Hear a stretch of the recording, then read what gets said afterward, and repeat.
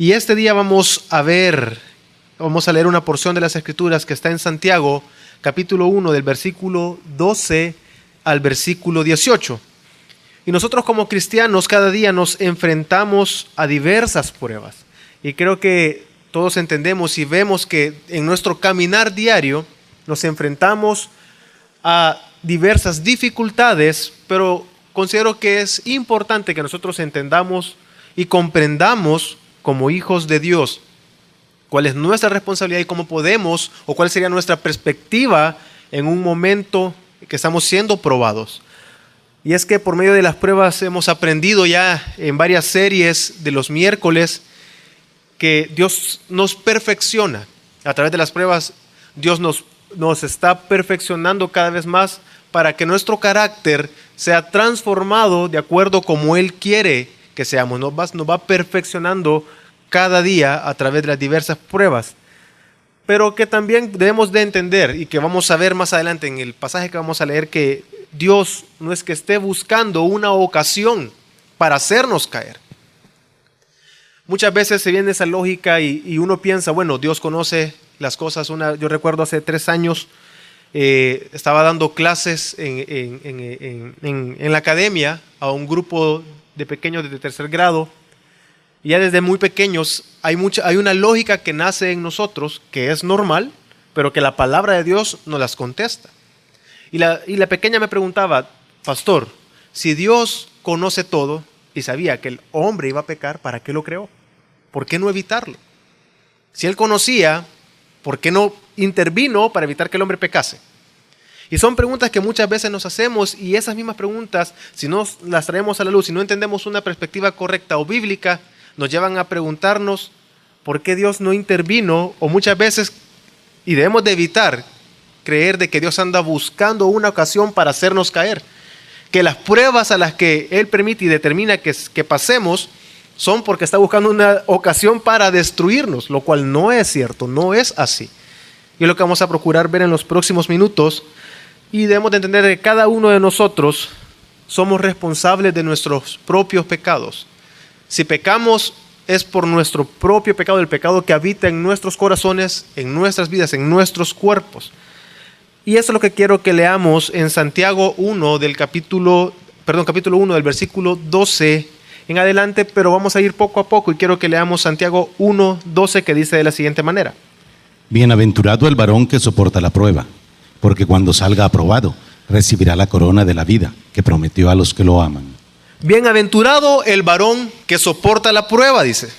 Y es que Santiago aparentemente nos está mostrando una contradicción a la mente humana. Realmente genera alegría, una bienaventuranza, o somos bienaventurados cuando soportamos la prueba. A la lógica humana, a la perspectiva de nuestra mente humana, se nos genera un concepto de que no es una prueba, una dificultad no es un motivo de gozo. ¿Acaso no es lo contrario? ¿Quién se goza en la prueba? Yo creo que todos los que estamos acá porque la palabra de Dios lo dice, somos sometidos muchas veces y somos probados constantemente. Y esas pruebas o esas tribulaciones o esas cargas se vuelven difíciles. Por eso esta noche el sermón o la reflexión se llama Soportando las pruebas y las tentaciones. Y es que cada uno de nosotros somos probados. Y en el momento de estar siendo probados, en el momento de estar enfrente de la tentación, y si hemos cedido ante un pecado, ya sea una mentira, si cedemos ante el engaño o algo, o en ese momento creo que nosotros no estamos contentos. Bueno, el cristiano que ha entendido correctamente la palabra, en su corazón, cuando peca se entristece, porque sabe que ha pecado en contra de Dios. Pero el texto dice, bienaventurado el varón que soporta la prueba.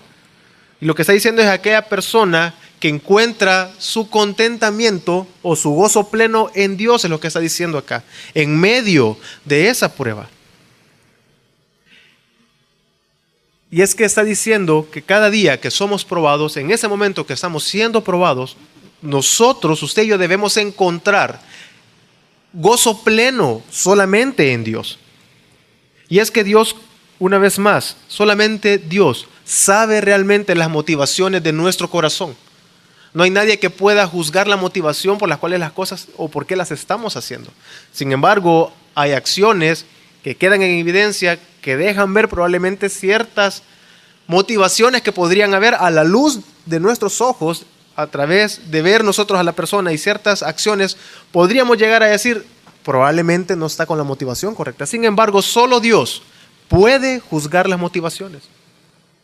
Y es que Dios mismo a través de las pruebas nos perfecciona. Y solamente Él, por medio de esas pruebas, va perfeccionándonos y queda a luz ante los ojos de Dios la motivación correcta en nuestro corazón. Pero bienaventurado aquel que soporta la prueba. Digo esto porque solamente Dios conoce si usted va a soportar la prueba, y Dios mismo, no, vamos a leer más adelante, no pone una carga que no podamos llevar.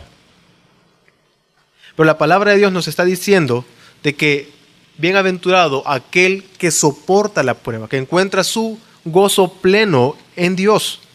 Y a esto debemos agregar de que, y no debemos de ignorar, que Dios está constantemente probando nuestros corazones, pero lo hace, y la prueba es determinada para que nosotros, para que usted y yo nos acerquemos a Dios y confiemos en Dios.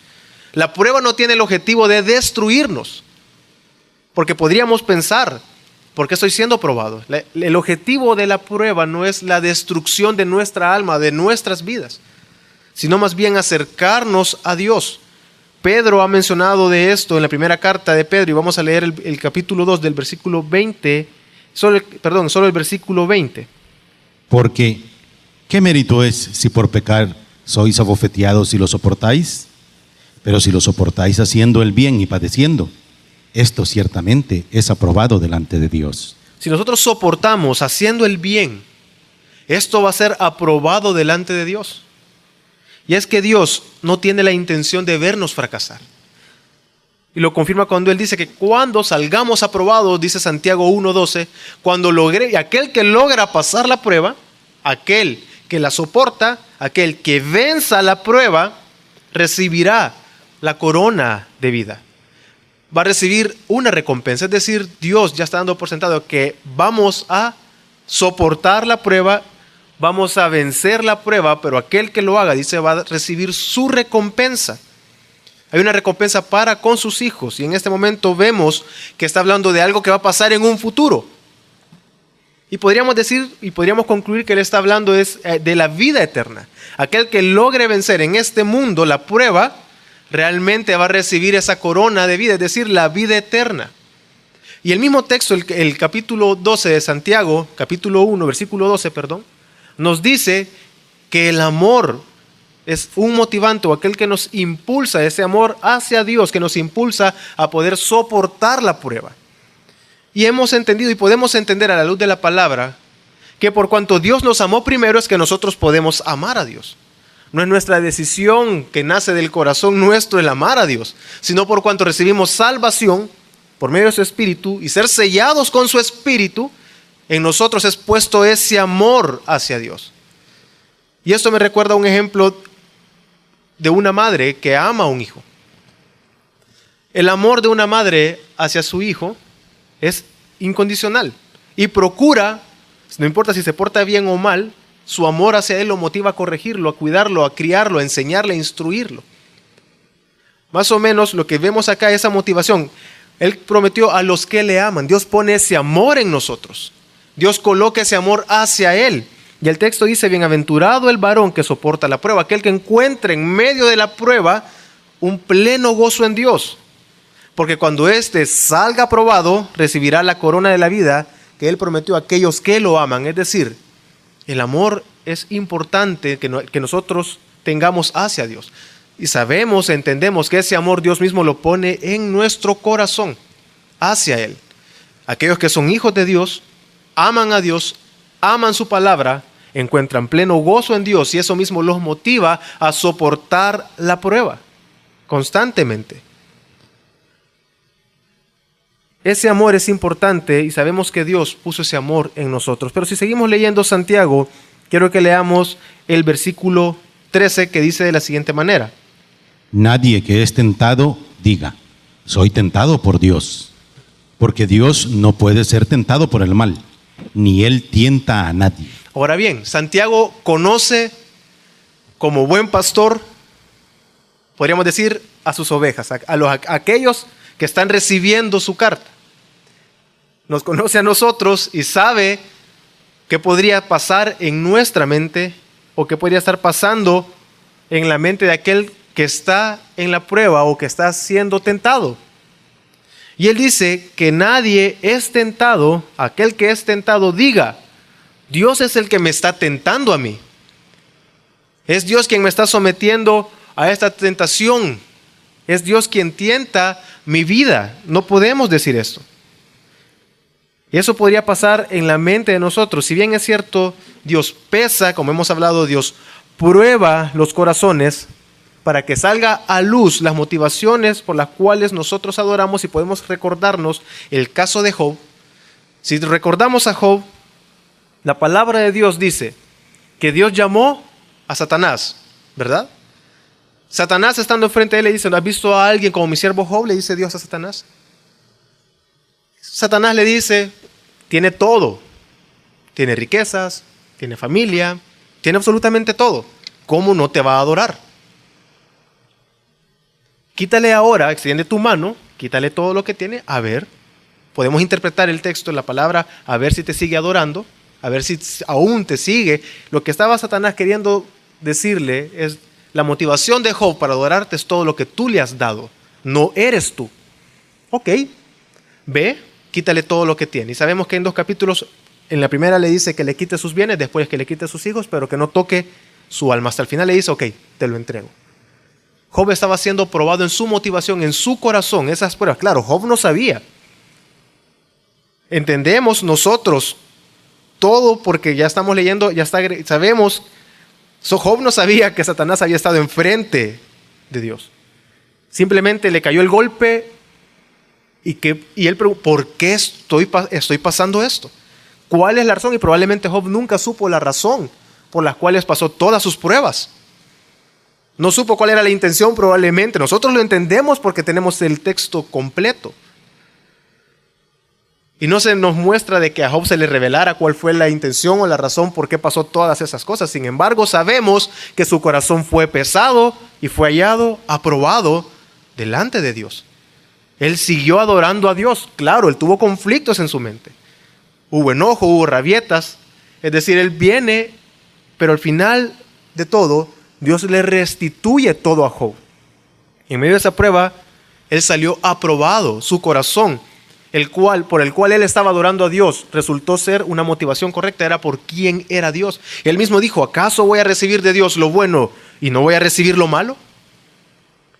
Entendiendo correctamente, él llevó su corazón a adorar a Dios de manera correcta, con una motivación correcta. Y es que Dios es que prueba los corazones para que salga a luz la motivación correcta por la cual nosotros la estamos adorando, pero no quiere decir que es Dios quien nos tienta, no es Dios quien está buscando hacernos caer para luego destruirnos a nosotros. Cuando alguien sale aprobado de la prueba, ciertamente se siente orgulloso. Alguien que ha logrado salir airoso y venció la tentación, realmente se siente contento. No cedía al pecado, no cedía ante un negocio turbio.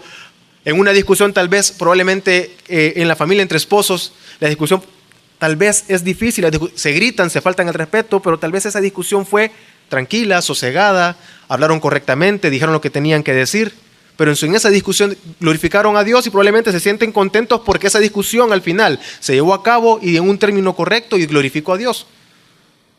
Y al final esa discusión fue para edificación. En este, llamémoslo supuesto, la persona, uno se siente orgulloso y sabe y entiende que Dios mismo ha sostenido y sustenta lo bueno que pueda haber en nosotros en un momento de discusión. Pero ¿qué pasa con la persona que está siendo tentada y cede ante la tentación? Que no se pudo contener y le alzó la voz a la esposa, o la esposa le faltó el respeto al esposo. ¿Qué pasa en ese momento en nuestras vidas, en nuestras mentes, en nuestros corazones? No olvidemos que estamos viendo cómo soportar las pruebas. Primero, sabemos que Dios no es quien nos tienta, nos está diciendo, pero que bienaventurado aquel que soporta las pruebas. Pero no es Dios quien nos está tentando. ¿Por qué menciona esto Santiago? Y es porque está teniendo en mente lo que podía estar pasando, valga la redundancia, por la mente de sus lectores. ¿Qué puede estar pasando en medio de esa prueba? En ese supuesto de que alguien cedió ante la tentación.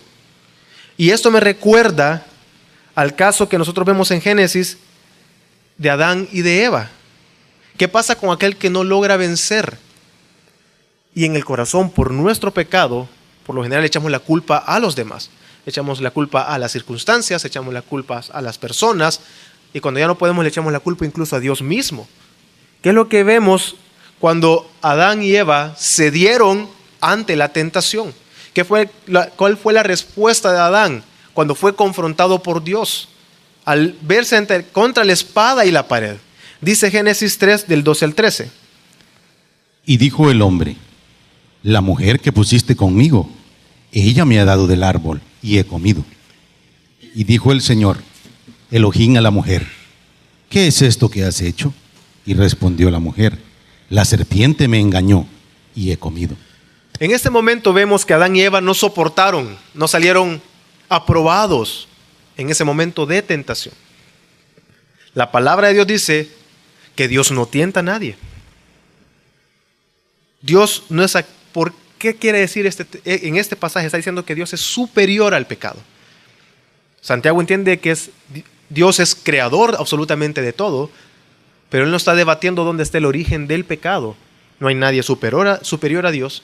Dios es creador absolutamente de todo, pero en Él no se originó la maldad. Por lo tanto, la maldad del pecado no influencia a Dios. Así que si no ejerce influencia sobre Dios, no podemos decir que Dios está siendo el que nos está guiándonos para ser tentados, o Él mismo nos está tentando. Vemos aquí que el momento de que se dio Adán, él contestó: fue la mujer que tú me entregaste. Y ya Pastor David habló de esto hace 2 domingos. Y él echó la culpa a Dios. Y así cuando estamos en una discusión y en reuniones se dice entre hermanos, o entre hermanos dentro de la iglesia, dentro de la congregación, en la familia, entre esposos, es seguido que escuchemos frases y que pase por todas de sus mentes y mis mentes el justificarnos. Pero es que no sabe cómo ella me trata, cómo él me trata, cómo él me contestó, cómo él me habla, cómo él es. Es lo que está pasando aquí con Adán. Dios no nos tienta, pero en este caso que se dieron a la tentación, su excusa fue la mujer que tú me diste, fue la respuesta que él me dio, que me provocó, y por eso le contesté así. Es lo que vemos acá. Dios no tienta a nadie, está diciendo, pero vemos esa reacción en aquellos que muchas veces ceden ante la tentación. Y entonces Adán hizo responsable a Dios de su propio pecado. Pero debemos entender de que Dios no tienta a nadie. Bienaventurado aquel que pasa la prueba, pero en medio de la prueba si cedí, quiero que entienda, si hemos cedido, que no es porque Dios nos tentó para que nosotros fuésemos quebrados o tropezásemos, sino que Dios no tienta a nadie. Él no es el culpable porque nosotros cedamos ante el pecado. Y es que así muchas veces nosotros reaccionamos cuando somos probados. Santiago está aclarando que Dios es muy superior al pecado al decir de que Dios no tienta a nadie y no puede ser tentado. Es decir, Dios no puede, en Él no hay pecado, en Él no hay concupiscencia, no hay error, no hay variación. No habita el pecado no se originó en él. La palabra es clara cuando dice que en Satanás fue encontrado el pecado. La palabra no nos habla del origen del pecado, pero sabemos que nada es superior a Dios. Dios es creador absolutamente de todo, pero no podemos decir que en él se originó el pecado, así que él no tienta absolutamente a nadie. Entonces lo que él está diciendo es que Dios no es el causante de la maldad en nuestras vidas. Si no, sabemos y entendemos que es por nuestro pecado, el origen del pecado no se encuentra en Dios. Dios es santo, Dios es puro, así que el pecado es totalmente impotente ante Dios. Así que Dios odia el mal y no procura que las personas, que nosotros, que usted y yo nos perdamos por nuestro pecado, y vemos en la historia de la redención, si queremos llamar así, que Dios ha entregado a su Hijo Jesucristo, para que nosotros, usted y yo, a través de creer en Jesús como Dios, alcanzásemos salvación. Así que Dios no quiere que nosotros seamos condenados ni destruidos. Y si es así, entendamos que Dios no tienta a nadie. Pero también, entendiendo esto, vemos y confirma lo que estoy hablando, la oración que Jesús enseñó de que usted y yo debemos hacer al Padre día a día. Es lo que dice Mateo 6:13. Y no nos metas en tentación, mas líbranos del mal, porque tuyo es el reino y el poder y la gloria para siempre jamás. Amén. Y no nos metas en tentación. El texto no está diciendo que es Dios quien nos tienta. Jesús está enseñando que debemos orarle al Padre y decirles, no nos metas en tentación, que es algo muy distinto. No es Dios el que nos tienta, pero ahora bien, entonces, ¿quién es la persona que nos tienta? Si no es Dios, en Él no hay maldad, en Él no se origina la maldad, Él no tienta a nadie, entonces, ¿quién es el tentador? Y creo que la respuesta es clara y es Satanás. La palabra es clara y en muchos versículos nos menciona que el tentador es Satanás mismo. Es Él quien nos tienta todo el tiempo y constantemente. Así que bienaventurado aquel que soporta la prueba, porque ese recibirá la corona de la vida. Pero entienda que en esa prueba, si cede, llegó ahí no porque Dios lo haya tentado a usted ni llevado a perdición, sino porque, y entendiendo de que Dios no tienta a nadie porque Él no puede ser tentado por el mal. Y Mateo 4:3 nos dice, y habla específicamente, y menciono solo un pasaje, y hay varios que hablan y mencionan a Satanás como el tentador, pero solo leemos uno que dice de la siguiente manera, Mateo 4:3. Y llegando el tentador, le dijo, ya que eres hijo de Dios, di que estas piedras se conviertan en panes. Vemos aquí que Satanás intentó tentar a Jesús. Jesús, en quien no hay pecado, perfecto, puro y santo por cuanto es Dios. Sabemos que Satanás intenta, pero es llamado el tentador. Así que vemos y entendemos que quien nos tienta a nosotros es Satanás. Nada se escapa de la voluntad de Dios, pero vemos aquí que Satanás es llamado el tentador. Y hay muchos pasajes más que hablan acerca de Satanás como el tentador. Pero ahora bien, en este punto podríamos decir, ok, entonces si Dios no tienta a nadie y Él no busca ocasión para hacerme caer, para condenarme, y que Satanás es el tentador, entonces Satanás es el culpable de mi pecado. No. Dios no tienta a nadie. Satanás es el tentador. Pero el versículo 14 de Santiago nos dice una gran verdad, una perspectiva correcta para poder soportar las pruebas y las tentaciones. ¿Qué dice Santiago 1:14? Sino que cada uno es tentado cuando es atraído por la propia concupiscencia y seducido. Sino que cada uno cede ante el pecado por la tentación. ¿Por qué? Por el pecado que hay en nosotros. El pecado que habita en nuestros miembros, en nuestros cuerpos. Satanás es el tentador, pero no puedo escudarme y decir, porque es por Satanás, yo no puedo ir delante de Dios el día que nos toque rendir cuentas delante de Dios. Yo no voy a poder decir, la circunstancia me hizo pecar.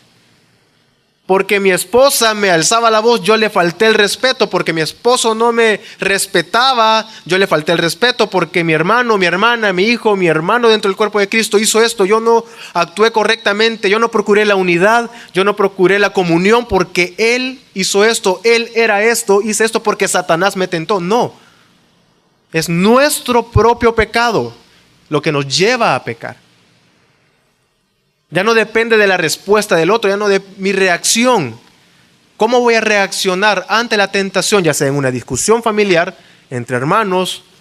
Mi reacción, mi respuesta no depende de cómo él es o sea, ella sea o actúe, sino depende de cuánto yo voy a dar gloria a Dios.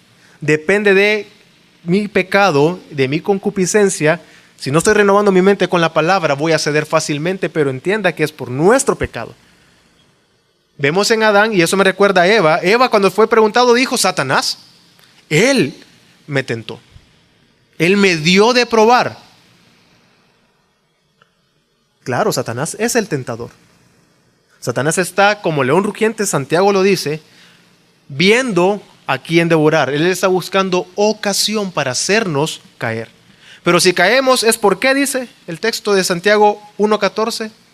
Por nuestros propios deseos, por nuestras propias pasiones. Concupiscencia es una codicia desmedida por algo.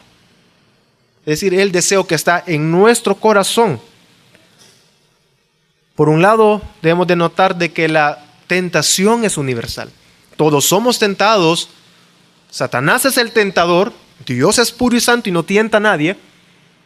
Satanás es quien tienta, pero el que cede es por su propio pecado. Es por su propia concupiscencia.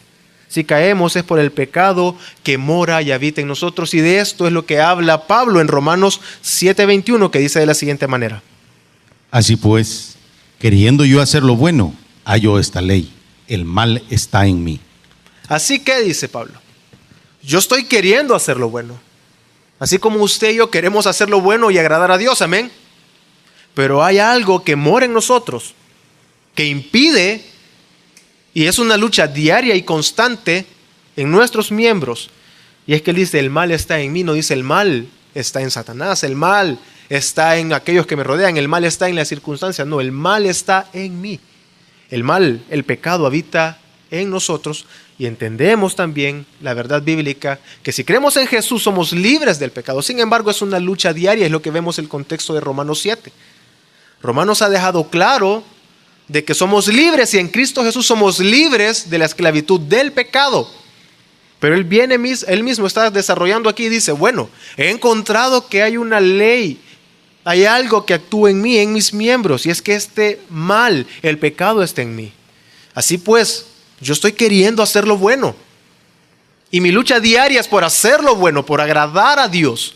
Pero me he encontrado con algo, que el pecado está en mí. El pecado está en mis miembros, en este cuerpo mortal. Así que cada uno de nosotros cede ante la tentación que tenemos enfrente por nuestro propio pecado. Nada fuera de nosotros tiene la culpa, y es lo que pasó con Israel. Y hemos estado desarrollando una serie los domingos del Antiguo Testamento. Y si recordamos, y lo tengo presente, el segundo discurso de Moisés, antes de que el pueblo entrase a la tierra prometida, viene y se les dice, creo que el segundo o el tercer discurso, donde sale el canto, les dice que un día ellos van a pecar, les está profetizando. Y cuando sean dispersos por todo, y fue lo que ya vimos que pasó, fueron llevados a 70 años de cautiverio, y después ellos regresaron. Él se está adelantando a muchos hechos. Antes de entrar a la tierra prometida, cuando ustedes pequen, quiero que entiendan, dice Dios en el canto, que el pecado está en los hijos. El pecado no está en Dios, no está en mí, dice. Es decir, que el pecado, por cuanto habita en ustedes, es que ustedes van a fallar, van a ceder. Y cuando eso suceda, van a ser desterrados y esparcidos, hasta los confines. Y a donde tú estés, si clamas a mí, le dice, yo te haré volver. Y volverás al lugar que yo te entrego. Y eso es lo que pasó. Después de 70 años de cautiverio, después de haber arrancado 10 tribus, las del norte, a verlas por su propio pecado, claramente, Dios les dio oportunidad, les mandó profetas constantemente: arrepiéntanse, arrepiéntanse. Por más de 700 años, Dios dando la oportunidad al pueblo de Israel: arrepiéntanse. Pero ellos pecaron. ¿Pero fue porque Dios obró mal? ¿O es porque la ley es mala? ¿O no era porque el pecado estaba en ellos? Era porque el pecado estaba en el pueblo. Y Romanos también nos dice: la ley no es mala. La ley es débil por el pecado, por la carne que habita en nosotros. La ley es pura, es santa, Dios la entregó. Y Dios es puro, Dios es santo. Pero la ley no nos pudo justificar. Era débil, no porque en sí misma sea mala, sino porque el pecado que habita en nosotros debilita la ley. Y es lo que estamos viendo acá.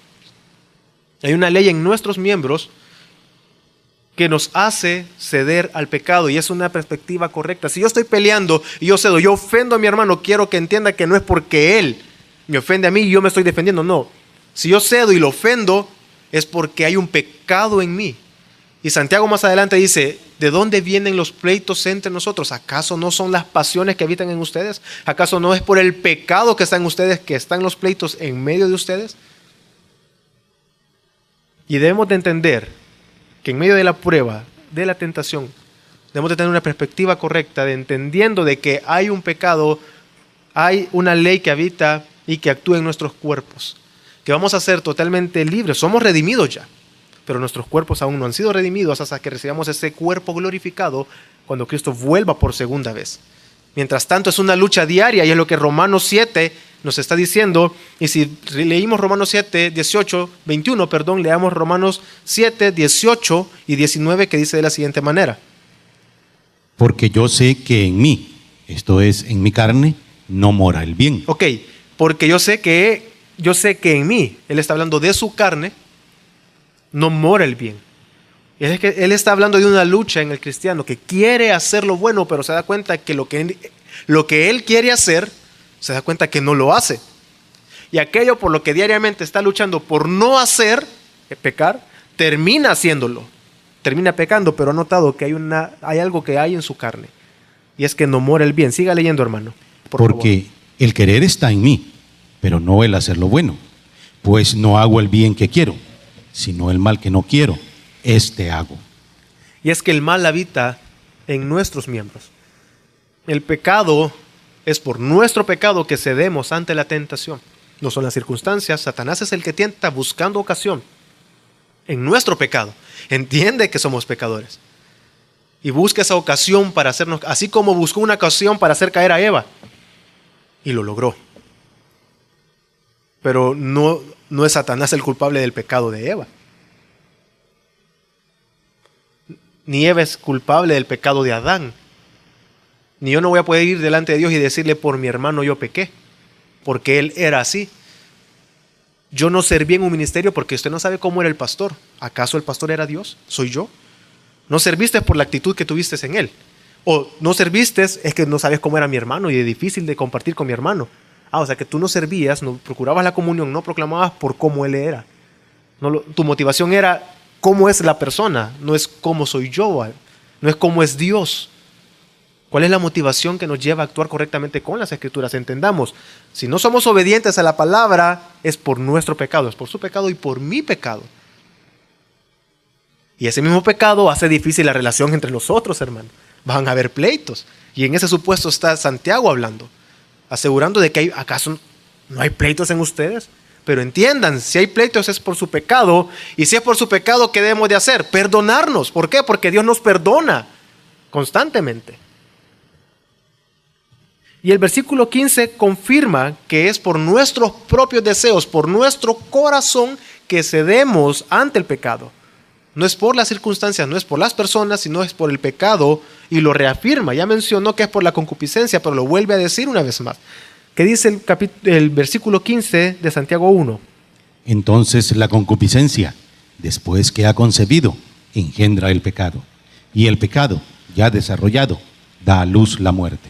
Así que ninguno de los que estamos aquí puede alegar ignorancia cuando cedemos a la tentación. Ni usted ni yo podemos alegar que no sabíamos, que no entendíamos, sino que es por nuestro propio pecado que cedemos, por el deseo que hay en nuestro corazón. Y Mateo 15, 19 nos habla que del corazón es que viene la maldad en el hombre, que dice Mateo 15, 19. Porque del corazón provienen malos pensamientos, homicidios, adulterios, fornicaciones, robos, falsos testimonios, difamaciones. Porque del corazón provienen los pensamientos, dice, el homicidio, el adulterio, las fornicaciones. Es que cómo se viste la hermana, nos está tentando. No. Si bien es cierto que vestirse con decoro y con decencia, si el hombre se dio es por el pecado en él. No es por cómo se vistió la otra persona. No es por cómo se comportaba la otra persona. No porque la otra persona era coqueta. Sino por el pecado que ya hay en el corazón, que eso sucedió y sacó a la luz lo que había en el corazón. Como hemos dicho, ya sabemos, no hemos dicho en esta prédica, pero creo que entendemos que se habla y dice, el dinero corrompe. No, el dinero no corrompe. El dinero en sí mismo no es malo. El dinero lo que hace es brotar la corrupción que ya hay en el corazón. Igualmente el poder. Es que el poder corrompe, no. El poder lo que hace probablemente es sacar a la luz la corrupción que ya hay en el corazón de esa persona. Hace salir y brotar el pecado que hay en los gobernantes, aquellos que manejan finanzas, aquellos que manejan... Y así sucesivamente podemos dar muchos ejemplos de que es el pecado que mora en nosotros. De ahí vienen los homicidios, los adulterios, los robos, los falsos testimonios y las difamaciones. El pecado que está en nosotros nos va a llevar a hablar mal de mi hermano, a difamarlo, a dar un falso testimonio. No es por cómo actúe la persona, sino el pecado que está en nosotros.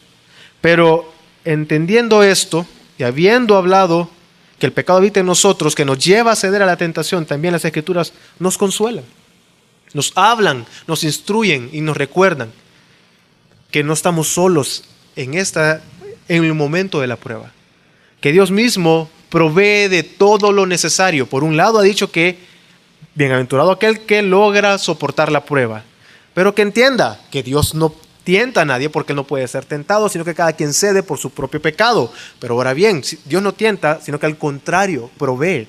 Y la palabra nos habla, nos enseña que Él mismo es fiel. Él mismo nos capacita para toda buena obra y lo podemos ver en 1 Corintios 10:13 que dice de la siguiente manera. No os ha sobrevenido ninguna tentación que no sea común a los hombres, y fiel es Dios, que no permitirá que vosotros seáis tentados más allá de lo que podáis soportar, porque con la tentación proveerá también la vía de escape, a fin de que podáis resistirla. Gloria a Dios, porque dice que con la tentación Dios provee el ¿qué? También el escape, a fin de que podáis ¿qué? Resistir. Es que Dios quiere, por medio de las pruebas, perfeccionarnos y no quiere destruirnos ni desecharnos, sino que la probemos. ¿Para qué? Para que recibamos la corona de la vida. Él mismo nos provee de lo necesario para soportar la tentación. Pero si cedemos, no es culpa de Dios. No podemos llegar a decir, Señor, tú sabías que iba a pecar, ¿por qué permitiste esto? No. Pecamos porque en nuestro corazón, en nuestras mentes, en nuestros cuerpos habita un mal, el pecado. ¿Y qué es necesario? Que renovemos nuestra mente. No podemos culpar a Dios de nuestras desgracias, de nuestros pecados, pero debemos tener la seguridad que nada se escapa de la soberanía, de la voluntad de Dios. Por eso es que podemos ver que Jesús nos enseñó a orar diciéndole al Padre, no nos metas en tentación, que nos libres de todo mal. Y es que Dios mismo nos dice en Corintios que no viene ninguna prueba a nosotros o tentaciones que no sea común para los hombres. Y es que Dios mismo es fiel, dice. Él provee y da el escape ante la tentación.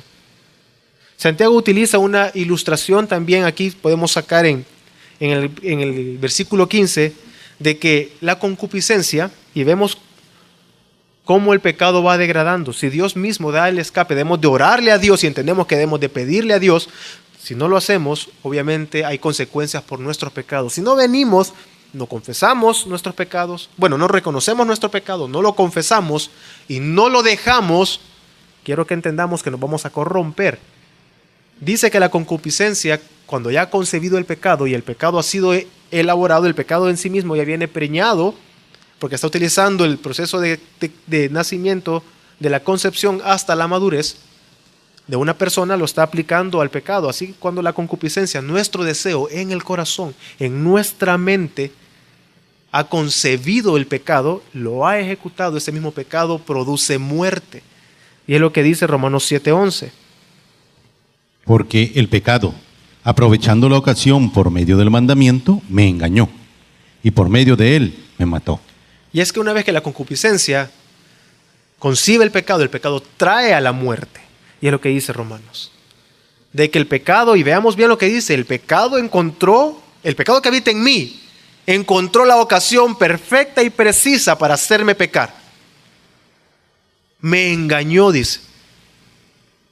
Y me mató, dice. Él me mató, dice. Lo que produce el pecado es la muerte. Y un gran error que cometemos los cristianos día a día, hermano, y no lo debemos de cometer, es ignorar lo desagradable que es para Dios el pecado. Y en un mundo en el que vivimos en estos tiempos, el pecado el mundo lo muestra como un chiste, no tan grotesco, no tan malo, no tan ofensivo para Dios, algo aceptable. Las series de televisión, las películas, las relaciones, todo, se muestra el pecado no tan malo, no tan grave, no tan ofensivo delante de Dios. Y nuestra misma cosmovisión nos lleva muchas veces a ser insensibles. Venimos tarde, y venimos tarde porque fuimos descuidados, haraganes, atenidos, no sé, lo que usted quiera. Venimos 5 minutos tarde y decimos, el tráfico estaba pesado. Esa pequeña mentira delante de Dios es la misma mentira que matar a un hombre.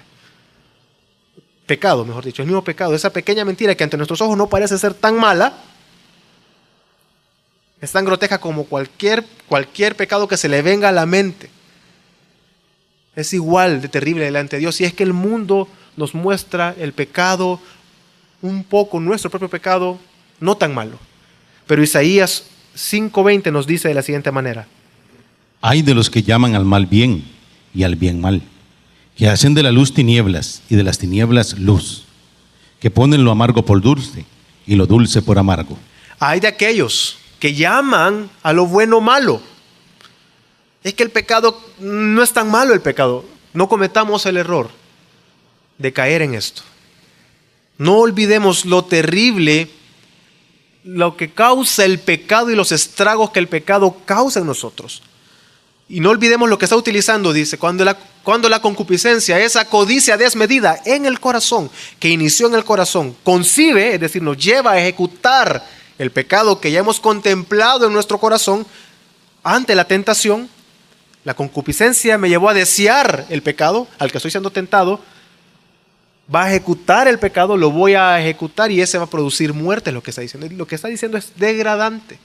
Cada vez nos corrompemos más. Una pequeña mentira, ese principio detrás de mentir por 5 minutos y decir que el tráfico estaba pesado, detrás de ese mismo principio hay algo que nos va corrompiendo cada vez más en otras áreas. Debemos de tener claro esto, que estamos ofendiendo a Dios y pecamos en contra de Dios.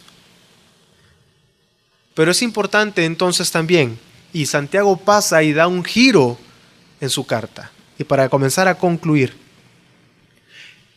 en el capítulo 15 ha dejado claro, pero en el 16 dice, nos habla, hermanos, no nos engañemos. Entendiendo que bienaventurado aquel que soporta la prueba, una forma de soportarla es entendiendo una perspectiva correcta de que Dios no nos tienta, ni su motivación es quebrarnos para destruirnos, sino por el contrario, que salgamos aprobados para recibir la corona que Él prometió. Entendamos que Él no tienta a nadie, que nosotros cedemos ante el pecado por a la tentación por nuestro propio pecado. Pero leamos Santiago 1, 16 y 17. No os engañéis, amados hermanos. Toda buena dádiva y todo don perfecto desciende de lo alto, del Padre de las luces, en el cual no hay cambio ni sombra de variación. Ahora bien, Santiago nos está tentando, nos está mostrando, llevando, nos está guiando en este momento a enfocarnos, a centrarnos en aquello que Dios da, en su fidelidad. Algo importante de entender nosotros es que Dios es puro, que Dios es santo. Él dice que Santiago ha mostrado ya y ha dicho, Dios no puede ser tentado por nada, es decir, Él es santo, Él es puro. Así que debemos de sacar de nuestra mente todo pensamiento que nos lleve a cuestionar a Dios y decir, ¿por qué Dios no impidió que pasara esto? Porque al final Dios mismo, en su soberanía, voluntad, Él controla absolutamente todo. No nos engañemos, Dios no determina las pruebas para destruirnos, sino para el contrario, aprendamos a confiar en Él para salir aprobados. Él mismo da lo suficiente, da la escapatoria a la tentación. Santiago nos lleva a enfocarnos en lo que Dios produce en nosotros, en los que nos da Dios mismo en medio de las pruebas, a todo aquello que es bueno, todo aquello que es puro, que es santo, que es perfecto, su origen está en Dios. Si usted y yo podemos soportar la prueba, salir victoriosos no es porque seamos buenos, sino por cuanto Dios mismo se ha provisto para nosotros, para nuestro diario vivir, nuestro diario caminar, nos ha capacitado para que nosotros podamos soportar la prueba y un día Él mismo nos entregará la corona de la vida. Y es lo que vemos también en Mateo 7:11, que nos habla que toda buena dádiva es la que Dios nos da. Dios nos da una buena dádiva. Y podemos contrastar esto con Mateo 7:11, que dice de la siguiente manera. Pues si vosotros, siendo malos, sabéis dar buenas dádivas a vuestros hijos, ¿cuánto más vuestro Padre Celestial dará cosas buenas a los que le piden? ¿Cuánto más el Padre a sus hijos, el Padre Celestial? Y esto contrasta exactamente con la oración que Jesús nos enseñó. Cuando oremos al Padre, oremos que no nos meta en tentación. ¿Cuánto más el Padre nos va a dar buenas dádivas a sus hijos si pedimos correctamente a nuestro Dios? Cada una de las descripciones de Santiago nos llevan a mostrar la fidelidad de Dios en estos dos versículos, en el 16 y en el 17. En la fidelidad de Dios, Él dice que en Él no hay variación, que es inmutable, que Él es perfecto. Según leemos también en 1 de Juan 1:5, que dice de la siguiente manera. Este es el mensaje que hemos oído de Él y os anunciamos. Dios es luz y en Él no hay tiniebla alguna. Y es que en Dios no hay ninguna tiniebla, pero también Malaquías 3:6 nos dice que Dios no cambia, que Dios es inmutable. Entonces, si Dios es inmutable, podemos confiar que Él realmente va a sostenernos en medio de la prueba. Pero entendamos que nuestro propio pecado nos hará ceder muchas veces ante la tentación. Es importante renovar nuestra mente, es importante renovar nuestro entendimiento con la palabra de Dios todo el tiempo, pero leamos Malaquías 3:6. Porque yo, el Señor, no cambio. Por eso vosotros, oh hijos de Jacob, no habéis sido consumidos. Y es que Él no cambia. Después de haber regresado, Malaquías es un libro escrito después de haber regresado del cautiverio, y Israel siguió pecando, y fueron encontrados en pecado, pero Dios es fiel al pacto. Así que les dice, bueno, yo soy fiel, no cambio. Por eso es que no los he consumido. No es porque sean buenos, hay pecado en ustedes, pero yo soy fiel al pacto. Y lo que vemos cuando Él menciona que en Él no hay sombra de variación, Santiago está refiriéndose a que Jesús, que Dios mismo, es fiel y que nos enfoquemos en su fidelidad. Dios controla absolutamente todo y es lo que podemos ver en Amós 3:6. ¿Se soplará el shofar en la ciudad sin que se alborote el pueblo? ¿Sucederá alguna desgracia en la ciudad sin que el Señor la haya enviado? ¿Sucederá alguna desgracia sin que Dios la haya enviado? Y es que Dios es fiel, Dios es soberano. Entendamos, Dios no tienta a nadie y en medio de la tentación Él nos da lo necesario para soportar. Si pecamos es por nuestro propio pecado, si cedemos a la tentación es por nuestro propio pecado. Si ofendo, si falto algún mandato de Dios, no es porque Dios sea el culpable, ni Satanás, ni mi hermano, sino porque en mí hay una ley, el pecado. Sabemos que somos libres del pecado, y ya veremos eso más adelante, y cuando somos aprobados y salimos aprobados, no es por nosotros, sino es porque Dios así lo quiso. Es porque Dios nos ha dado lo suficiente, porque somos sus hijos y Él es fiel. Y Él ha prometido que nos guardará, nos protegerá, nos va a preservar para que podamos perseverar en el caminar cristiano. Y el versículo 18 concluye de la siguiente manera. Él, porque quiso, nos engendró con la palabra de la verdad, para que seamos primicias de sus criaturas. Él, porque quiso, nos engendró. Él ha hablado y dicho de Santiago de que la concupiscencia, el pecado engendra la muerte. La concupiscencia engendra el pecado y el pecado mismo nos lleva a la muerte. Pero ahora está utilizando este ejemplo para hablar de que Dios mismo nos ha engendrado por medio del Evangelio, por medio de la palabra de verdad, que es lo que dice Colosenses 1:5. A causa de la esperanza que os está reservada en los cielos, la cual supisteis antes por la palabra de la verdad del Evangelio. Y Efesios 1:13 dice de la siguiente manera. En él también vosotros, habiendo oído la palabra de la verdad, el Evangelio de vuestra salvación, y habiendo creído en él, fuisteis sellados con el Espíritu Santo prometido. Santiago dice también en este pasaje, después de haber dicho en el 18 de que Dios nos engendró por medio del Evangelio, para que fuésemos las primicias. Lo que está diciendo aquí es, así como en el Antiguo Testamento las primicias eran algo exclusivo para Dios, hemos sido creados usted y yo y engendrados por medio del Evangelio exclusivamente para Dios. Y si Dios es santo, yo debo de vivir en santidad. Lo que nos lleva y lo que Él está diciendo es que nosotros debemos de procurar la santidad, pero ¿cómo soportamos la tentación? Y debemos de ver y entender, no olvidar, en medio de la tentación, que Dios quiere que salgamos aprobados, que Dios no tienta, que Satanás es el tentador, pero si he cedido es porque yo he pecado, pero debo también no olvidar que Satanás constantemente está acechando y buscando la oportunidad en nuestro pecado para hacernos tropezar. Porque él mismo lo hizo con Jesús. Después de haber sido tentado, Lucas 4:13, Jesús después de haber sido tentado por Satanás, menciona que Satanás se aparta, pero veamos lo que dice y lo que buscó Satanás después. Lucas 4:13. Y habiendo acabado toda tentación, el diablo se apartó de él hasta un tiempo oportuno. Y es que el diablo, después de haber intentado tentar a Jesús, se apartó, pero buscó ¿el qué? Una oportunidad. Estaba buscando un tiempo oportuno para hacerlo caer.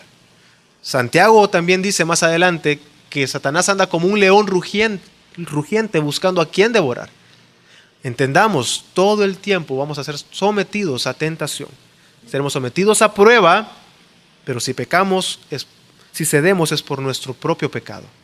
Debemos de tener esa perspectiva, entonces debemos de renovar nuestra mente constantemente. Y Santiago, en el capítulo 4, versículo 6 en adelante, nos contesta cuál debe de ser nuestra actitud en esos momentos de prueba. ¿Qué dice Santiago 4, del 6 en adelante?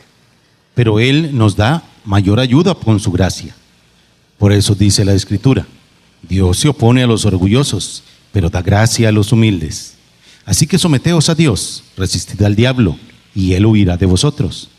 Acercaos a Dios, y Él se acercará a vosotros. Pecadores, limpiaos las manos, vosotros los inconstantes, purificad vuestro corazón. Reconoced vuestra miseria, llorad y lamentaos. Que vuestra risa se convierta en llanto, y vuestra alegría en tristeza. Humillaos delante del Señor, y Él os exaltará. Primero dice que debemos de someternos a Dios. Si nos sometemos a Dios, cuando estemos en esa sumisión delante de Dios, podemos resistir al diablo. Pero después dice que debemos de acercarnos a Dios, es decir, debemos de buscar a Dios todo el tiempo y Él se acercará de nosotros. Debemos de ser personas que limpiamos nuestras manos. ¿Cómo nos limpiamos? A través de la palabra. ¿Cómo mantenemos puro nuestro camino? A través de la palabra. Debemos de humillarnos delante de Dios todo el tiempo y venir delante de Dios y buscarlo y humillarnos. Es la única manera para poder soportar la tentación, resistir al diablo y no ceder por nuestro propio pecado. Pero también debemos de reconocer, y volvamos a Romanos, en Romanos 7 él ha dicho que hay una ley que actúa en nosotros, la cual constantemente nos lleva a hacer lo que no queremos hacer, pecar. Aquello que no queremos hacer, ir en contra de Dios. Pero Dios mismo ha sido suficiente en nosotros para poder cumplir todas las exigencias de la ley únicamente a través de su Hijo Jesucristo. Que dice Romanos 8, del 1 al 4. Por lo tanto, ya no hay ninguna condenación para los que están unidos a Cristo Jesús, pues por medio de Él, la ley del Espíritu de vida me ha liberado de la ley del pecado y de la muerte. En efecto, la ley no pudo liberarnos porque la naturaleza pecaminosa anuló su poder. Por eso Dios envió a su propio Hijo en condición semejante a nuestra condición de pecadores, para que se ofreciera en sacrificio por el pecado. Así condenó Dios al pecado en la naturaleza humana, a fin de que las justas demandas de la ley se cumplieran en nosotros, que no vivimos según la naturaleza pecaminosa, sino según el Espíritu. Por medio de Cristo Jesús, todas las exigencias de la ley es un estándar alto. Él está hablando de alguna manera de perfección en nosotros. Pero entendamos que todas las exigencias de la ley, por medio de Cristo Jesús, nosotros las cumplimos. No por nuestras fuerzas, no por nuestra pericia, sino por cuanto Dios así lo quiso. Por medio de entregar a su Hijo Jesucristo, la ley en sí misma no es mala, está diciendo, sino que no nos pudo justificar por nuestro propio pecado. No podía limpiarnos, no porque fuera mala la ley, sino por su pecado, por mi pecado. Así que Dios, quien es fiel, quien es justo, quien ama a sus hijos, envió a su único Hijo Jesucristo como primicia. Después él vino, cuando resucitó, vino a ser el primogénito de toda la creación.